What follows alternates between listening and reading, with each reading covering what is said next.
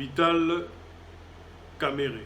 Vital Kamerhe a un bar confiant de ton monnaie pour il faut surtout mais quand on analyser déjà attitude naïe. On sent qu'il a pris un peu de poids. Donc un peu joufflu. Atiki Mande Fwapembe, ce qui n'est pas dans ses habitudes.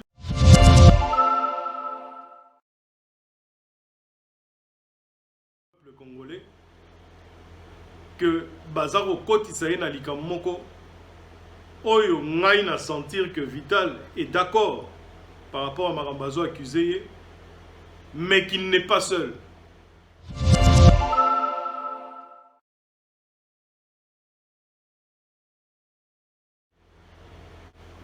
Ministère public n'a noyé a PCAE a fait n'a ba accusation Oyo yazo porté sur la personne de Vital Kamerhe. Avocat Vital Baye ba non biso tozo mona que procès il faut 3 journées yango tozo senga la président 3 journées yango po toza en possession te ya makambo nyonso au ministère a uti koloba.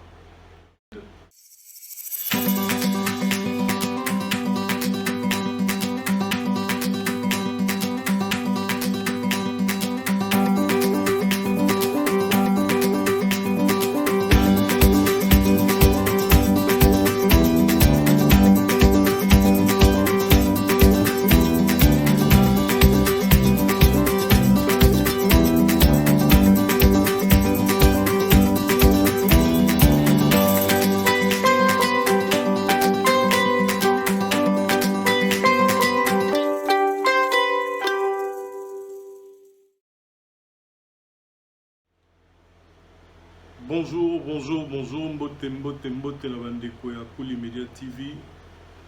Bisika nyoso bozali, mbote na mabota na bino. Touti kolanda biso nyoso, komeki kopesa osala ba effort. Oyo peut-être ba chaîne nyoso ba salite. Ya ko retransmettre bino moi parti à procès. Parce que tout le monde a vraiment des bandelités. Moi, parti à procès à Vital Kamerhe, où est l'équipe Lelo, na Kinshasa, na kati ya prison ya Makala. But ya émission na biso na minute oyo ezali koya komeka ko analyser comme d'habitude. Moi ndambu ya procès oyo toti kolanda. Biso na bino, bino na biso, na ba chaîne na biso, lokola RTNC, ou biso to ko ko retransmettre pour bandeko na biso ya Kuli Media TV Batala. Qu'est-ce qu'on peut retenir de ce procès? Il y a Liboso, il y a Vital Kamerhe parce que Tokoya Boyebi Sabino déjà d'entrée que procès et Ketina Soukate verdicto batwazari ko luka koyeba to bandina nukutu yango kutu nanu semblant nango kutu te que toke déjà na ajournement ya procès, c'est-à-dire ba boaki procès na date moko connue. D'habitude, les date ultérieure, mais tout basali une date connue, c'est-à-dire président a fait procès na date il y a le 25 mai 2020. Alors, tous on a les bandeli à procès on a potoé ba point nini oyo Kuli Media TV à travers votre serviteur Ombre Lili à retenir pour la rotala un petit peu suivi à Makambongo. Il y a Liboso Tozomona, M. Jamal Obabengi Nabar pour la Makambo Italie, projet à 100 jours, il y a chef de l'État. A Bandina nous koloba que il y a koloba na langue na bango, il y a arabe. Entre-temps, na ba audition na yé, M. Jamal toujours à l'obaki na français. Il y a un salarié que ba noté ba makambo nyonso ya lobaki lelo lobi que non ayebi ko loba français bien te pe bozo mona na ba réponse na ye que M. Jamal azo meka osala lokola azo comprendre bien te makam président azo loba pe azo tunaye azo remettre on avocat na ye po ba réexpliquer alors nazo baté na kati ya avocat on a combien d'avocats congolais bazana balobaka arabe na éviter. Donc échappatoire, c'est-à-dire nous sommes les autres pour ça procès na musika pour avoir moyen de préparer défense parce que défense est à ma capacité. Toyebi que président na cour na ye bangona ministère public bazana ka bambi ya dossier zakili kwa mesa o ezana ba tobengango ba pièce à conviction et belé sur sujet oyo baza rolandela il y a dossier à 100 jours il y a chef de l'état oyo à Lansaki dernièrement. Deuxième accusé présumé oyo ba bengaki na bar ezalaki Vital Kamerhe. Vital Kamerhe a une barre confiant de ton monnaie où il faut surtout mais quand on analyser déjà attitude naïe. On sent qu'il a pris un peu de poids. Donc un peu joufflu. Atiki Mande Fwapembe. Ce qui n'est pas dans ses habitudes. Pour montrer vraiment qu'il est dans un milieu carcéral. Atiki Mande Funa Pembe Boti. Aye liboso télévision na mine moko ya bien, tout le monde a bien soigné.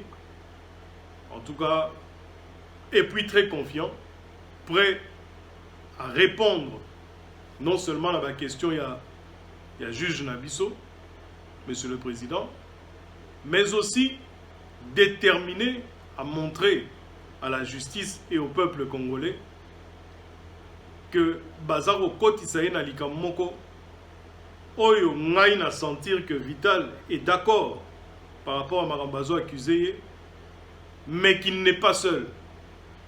Parce que tous Rolanda Vital n'a pas Zoloba que Bazalaki déjà groupe de 9 personnes oyo Bazalaki na katia application ya projet wana oyo ba ponaki po ba mettre projet wana à jour pe ekende à terme. Bazalaki 9. Atangi pe ba 9 personnes en haut. Président PDG à banque centrale, atangi vice-président, ceux qui a nini, baza 9 personnes. Atangi ba kombo ya batu pe wana.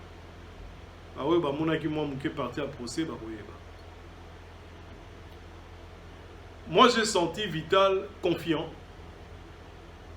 Vraiment azangi na posa akende mo musika mais le la procès ça et le moko il faut za nango pe na intelligence ko ya nango na intelligence aux entourés na batu ya mayele bayebi déroulement ya makambo wana o ba benga ba avocat batu wana ba conseiller yé que voilà molo tout le kato za nanu na kati ya makambo nyonso parce que balobi nini ba avocat ya Kamerhe ministère public na noyé a pesi ayé ba fait na ba accusation oyo yazo porté sur la personne de Vital Kamerhe. Ba avocat Vital baye ba oui non biso tozo mona que procès il faut toi journée yango tozo senga la président toi journée yango po toza en possession te ya makambo nyonso au ministère auti koloba. Ba pesa ki biso yango te. Donc moyen to défendre client na biso par rapport à makambo nyonso bazoloba ezate. Président a rappelé bango à Bengisu sous ministère, à tout ministère a dit non. Ce n'est pas à moi le ministère public qui a coupé sa bango ba élément. Ba élément il y a dossier ça ba dossier moko ba benga dossier administratif. Ba élément nango nyo c'est la maboko ya greffier. Bangonde il fallait ba kende na tribunal na bureau ya greffe pour na kosenga ba élément ba pesa bango ba préparer oyo toyo ko sala lelo. Mais en commun accord plutôt avec avocat ya Kamerhe, avocat ya Jamal, na ministère public, plus président Yemou Mtazaki, juge ou arbitre, asengi bango moi parti à liboso tolandi au Vital à répondre nango entre autres implication na ye na kati ya projet à 100 jours ezalaki nini yango ka basengaki à répondre nango pona lelo. Tout le reste bango tout en commun accord na arbitre na bango président ya tribunal wana balobi que non ba reporter ba journée procès wana pour la date le 25 mai 2020. Voilà à peu près ce qu'on a suivi aujourd'hui. Et puis analyse na biso to landi to moni que Vital nazo répété pour na biso azali mutoyo a moni que aza prêt à koloba aza prêt à accepter certaines choses oyo bazo reprocher mais et l'autre aza nango d'accord te ndenge ba memiye yemoko na liboso ya ba et pourtant bazali ebele.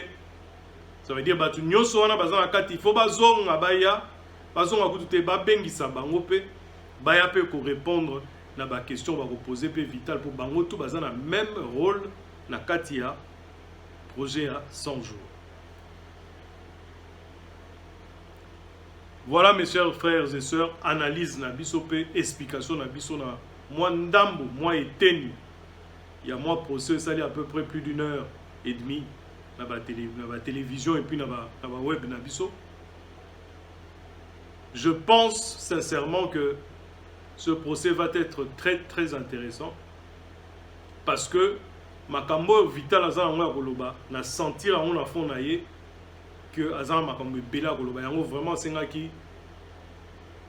procès oyo a diffusé procès oyo a largement diffusé dans la République Mobimba batubala na yango. Je pense que vous allez vraiment très intéressant le 25 on a koyoka makambo nini oyo Vital azana ngwa koloba et makambo nini oyo Jamal pe arozana ngwa koloba parce que d'entrée déjà tout le monde que Jamal a lobby pour naye Vital aza camarade na été baye banité à monakaye tout ça mais à répondre à la question ya président Théo Zoloba soki ba nani a pesaki projet wana donc il y a makambo ya ba ndako tout le monde a été karaboye pour Massawa na Simawana Vital na Simawana na batu misusu na autorité na kombo sikote. Voilà à peu près mes chers amis oyo to retenir pour la lelo na banzi na bozake belé to monanité mikolo nyoso l'équipe parce que ba makambo belé zaki en suspens. Il fallait qu'on prépare moi mouké ba rentrer vous voyez que la France a lelo toi le 11 mai ils a déconfinement partiel. Il y a makambo belé c'est-à-dire ba société musu zongi ba magasin ba ndiko fungwama batu bazozonga mwa muke na ba biloko na bango basalaka pas tous les jours donc et ça là qui moi mbutu il fallait qu'on prépare tout ça parce que il y a les enfants qui devaient reprendre l'école et voilà donc il y a un mikolo tout au monde a moi mingité mais to zongi to ozana bino elongo plutôt mikolo nyo sekoya donc na tiki bino lelo wana eza suspense pour na biso nyoso pour to kanisa ki to reçoit moi procès moi à 4h 5h du temps pour na lelo mais tout cas moi 1h30 aperçu moko ya muke mais au pesa biso déjà image ils ont projeté biso déjà na katia et loko ekoya lobby et loko ekoya le 25 mai. En tout cas boza malamu botika malamu na mabota na bino bisika nyoso bozali penga wa bino ombre lili to komona na bino na mikolo ezoya. Merci beaucoup.